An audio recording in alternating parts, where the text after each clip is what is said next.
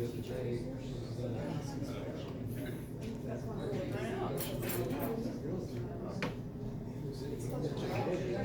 So we want to try to figure out who's going to say what, or. All right, so thank you guys for that. And so I will start here with our governor. Our assistant governor, I'm sorry. I'm so sorry. She's my assistant governor as well. So your table, if you guys want to share with us what you thought. I think we decided that to get into the community, you have to be part of the community, and doing service projects and recruiting for those service projects is a good way to diversify your group. That's good. Very good. And so, a quick question: how would you guys approach that community? Just finding out what projects are in certain areas, what kind of projects are going on.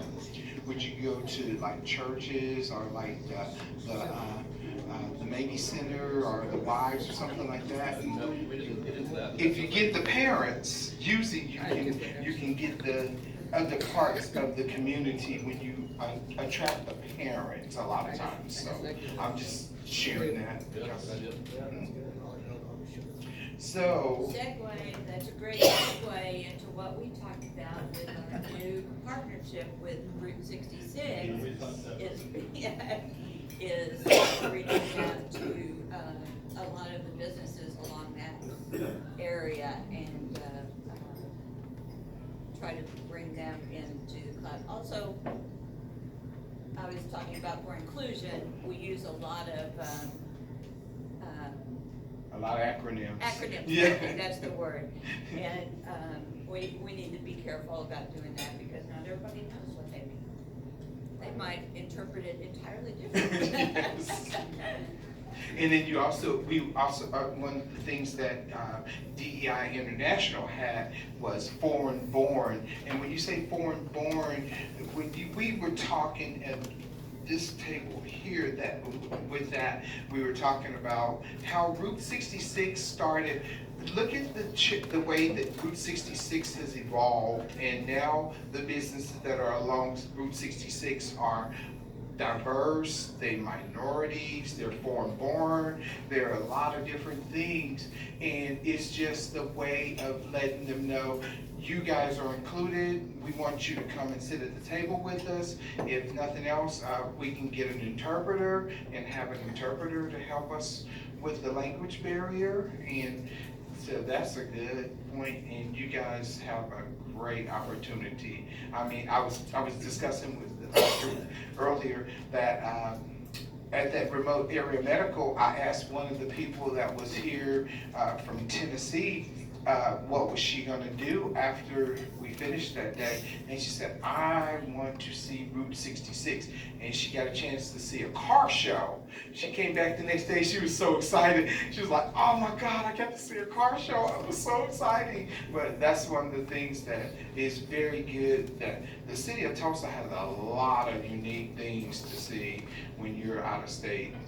And come here, it's a lot of uniqueness. And with Rotary's name there on the marquee with Route 66, that's going to be phenomenal. That is going to be phenomenal. So, you guys? Uh-oh. Well, we started out by talking about some of the things we do that might enable us to get more broadly into more effective, approaches. For example, we have a close relationship with Will Rogers High School, which is a pretty diverse student body population, and it was mentioned earlier, the Interact group is kind of a way to get our foot in the door for more extensive involvement with them as well. And then we also talked about doing more intentional projects with other clubs. Like, for example, the Little Tulsa Club, if there's a joint project we could do to kind of like come together, and so you can start out by maybe intentionally visiting each other's clubs, but doing a joint project seems a way to kind of intentionally work together to move into getting to know each other better and expand that way as well. But a lot of our discussion focused around young people and how to get them involved as well. Like I said, with the young people, if you get the parents engaged in somehow or another, once the parents get engaged, then the young people will come along. Oh, and then you guys, don't you have the principal, Rogers? Former. Oh, the former principal. Okay. Yeah. So I remember the last time I came here, I met her, and she was very excited about Rogers, and I have a niece that graduated from there last year. Actually, one thing we got to talking about in our group was one of the reasons that she's no longer principal is we had an episode last fall during when all the brouhaha was going on about critical race theory and what was being taught and what they're not teaching, and she got several death threats. Oh, man. And she had to shut down her social media, and you know, as soon as she was offered a upward bound position, she moved on from that. Oh, okay. But that's one of the reasons. But this is that is a classic example of intolerance. Yes, sir. Yes, sir. Oh, wow. That breaks my heart. Well, it kind of does us too, you know. She seemed like a very good leader, and it seemed like the kids very well disciplined. I live right down the street from them, and those are some of the most disciplined children I've ever seen. And I'm so proud of the progress that they've made at that school. And I know some teachers that work there as well. But yeah. Yeah, that's heavy. That's heavy stuff. But you know, and I look at diversity is not always being about race. We all have our own opinion of everything, and I'm not gonna sit there and argue with anyone about anything. You know, I'm just gonna allow them to have their opinion, in which I'm entitled to my own opinion as well. But sometimes it's better if I just keep my mouth shut. And I think that this discussion here has been one of the most productive, other than I had this prior, at the prior club, our governor's club. So after we finished this discussion, I was wrapping up and they said, oh no, we have one more person. I was like, oh, sure. So I gave them the mic, and this young man stood up and he said, I just want to tell you something. He said, I was incarcerated, and I had he may have been in a rehab facility or something, and he said, I had an African-American roommate who was an older black gentleman. He said, I grew up in a racist family.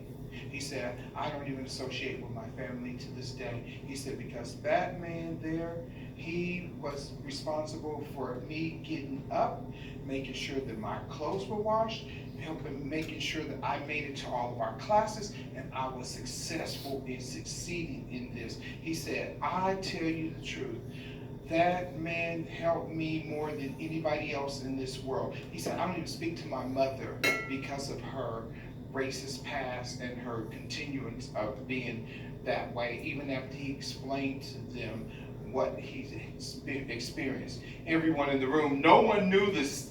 He got up and told us this, and everyone was just like in awe.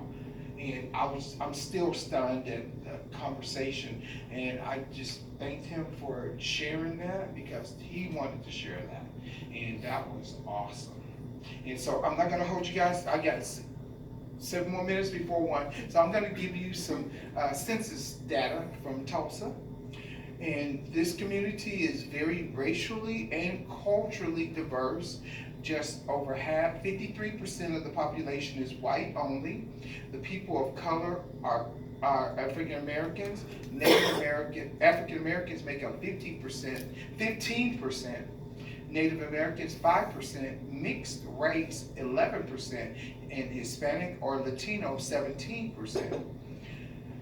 11% of the population is foreign born, over 45,000 people. Amongst 20% of kids under 5 living in a home where a language other than English is spoken. The population is fairly evenly split between male and female, and is fairly young.